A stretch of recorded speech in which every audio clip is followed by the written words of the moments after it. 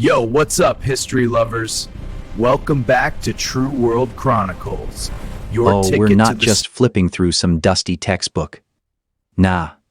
We're hopping on camels, sailing pirate-infested seas, crossing scorching deserts, and trekking through icy forests. We're talking about the major historical trade routes, the roads, seas, and straight-up dangerous paths that connected continents long before airplanes, trucks, Wi-Fi, or Amazon Prime even existed. I'm talking silk, spices, gold, amber, camels, pirates, storms, bandits, and the bold, slightly unhinged humans who risked everything to move goods and ideas across the planet. Picture a piece of silk leaving China, crossing deserts and mountains, finally landing in a Roman marketplace. That silk wasn't just thread.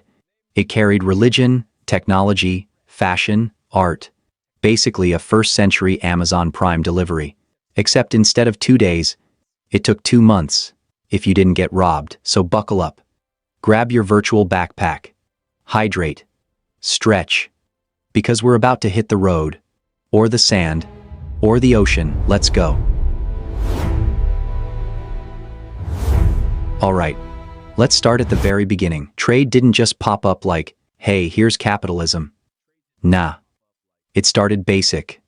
Survival mode. Imagine 8000 BC, no stores, no money, no receipts. Just vibes and barter.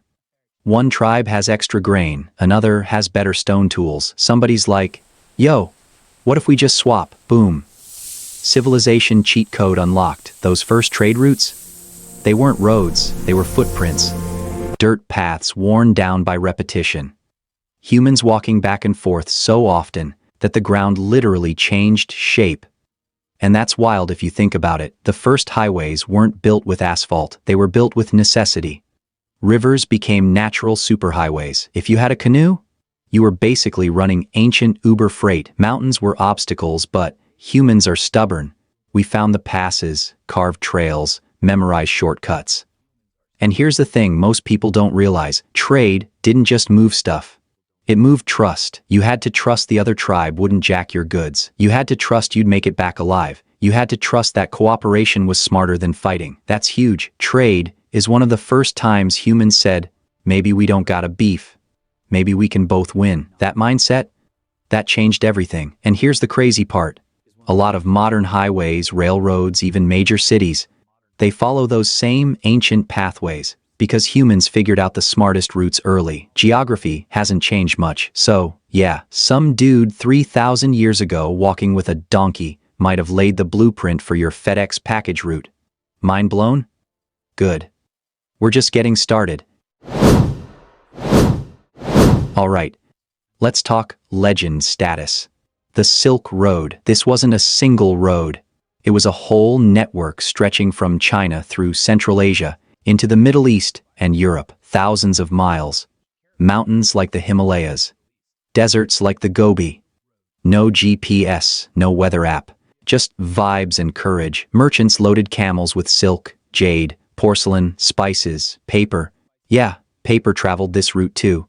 And they'd move in caravans for protection because, trust me, bandits were out there. But silk? Silk was the flex. When silk from China hit Rome, Romans lost their minds. They had no idea how it was made. They thought it grew on trees. For real. That silk became status, wealth, power. But here's the deeper part. The Silk Road didn't just move luxury goods, it moved ideas. Buddhism spread from India into China along these routes. Technologies like papermaking traveled west. Art styles blended. Languages mixed. It was the ancient internet. And the cities along the Silk Road?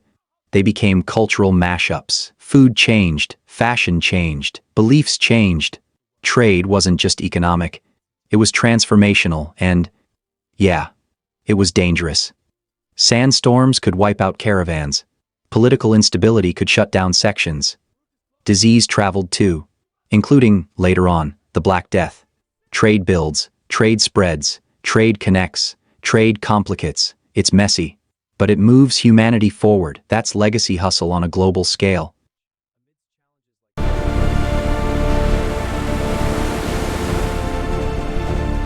Now, Let's talk flavor, the spice route. This was the reason Europeans basically said, you know what? Let's explore the entire planet. Spices weren't just seasoning. They preserved food. They were medicine. They were wealth.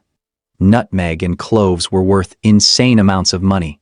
These routes stretched across the Indian Ocean, connecting India, Southeast Asia, Arabia, and East Africa. And sailing back then? Not cute. You had monsoon winds dictating when you could travel. Miss that window? You're stuck for months. Pirates, real, storms, brutal, navigation, stars and vibes. But ports along these routes became melting pots. Arab traders, Indian merchants, African sailors. Later, European powers pulling up trying to control everything. You'd walk through a port city and hear 5 languages in 10 minutes. Smell spices from 3 continents. See fabrics you'd never imagined. And yeah, eventually this spice obsession led to colonization and conflict.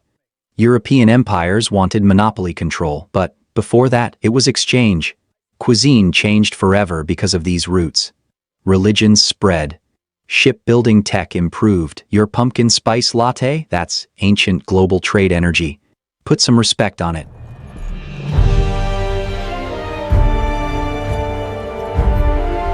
Now we cross the Sahara. And let me tell you, this wasn't a casual stroll. This was desert marathon mode. Camels were the MVPs. They could survive days without water. That made large-scale desert trade possible. Merchants transported gold from West Africa north, salt from the Sahara south, and salt was life. Before refrigeration, salt preserved food. It kept people alive. Gold and salt were like ancient crypto and oil combined. Cities like Timbuktu became wealthy and intellectually powerful because of this trade. Universities formed, scholars gathered, libraries filled up. That's something people forget. Africa wasn't isolated. It was connected, thriving, intellectual.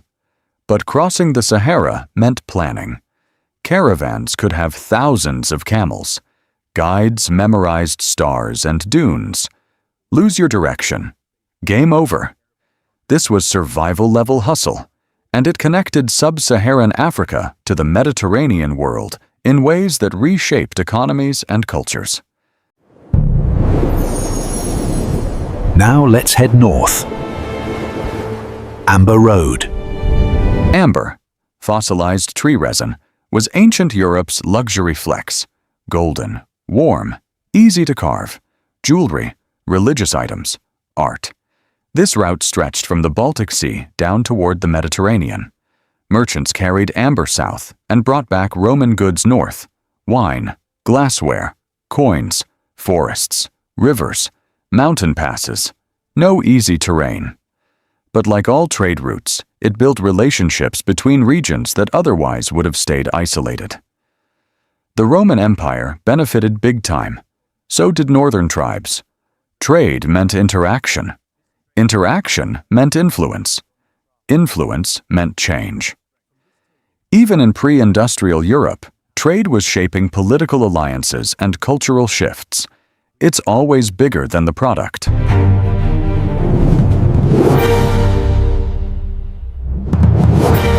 Back to the water.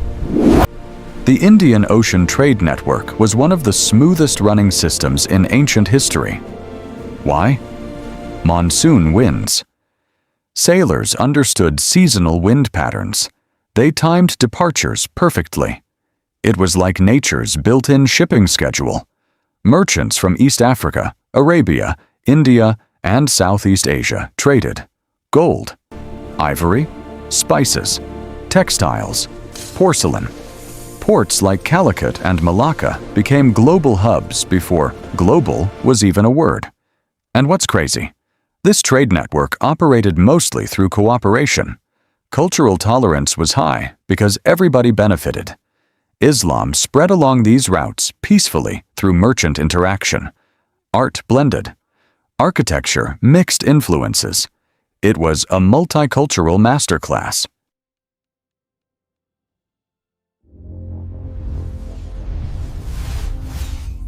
Zoom out. All these routes? They built the world, trade-shaped borders, built cities, funded empires, spread religion, moved technology, paper, gunpowder, spices, fabrics, mathematics, navigation techniques, even disease traveled through trade, reshaping populations and power structures. Modern global trade? It's the same concept. Container ships are just bigger camels. Air cargo is just faster caravans. We still rely on geography. We still follow strategic corridors. We still build cities around ports. The instinct hasn't changed. I've got something you need. Let's make a deal. Trade made us global before globalization was cool. So next time you bite into something exotic, sip tea, or scroll through your Amazon haul, remember, trade was never just about goods.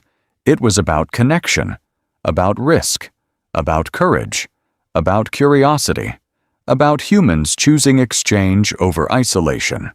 Thanks for riding along with True World Chronicles today. If you vibed with this journey through ancient hustle and global connection, smash that subscribe button, hit the bell, and drop a comment telling me which trade route you'd survive on.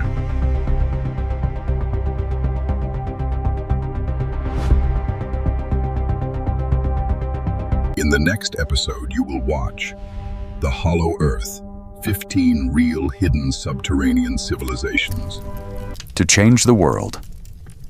Until then, catch you on the flip side, fam. Keep watching True World Chronicles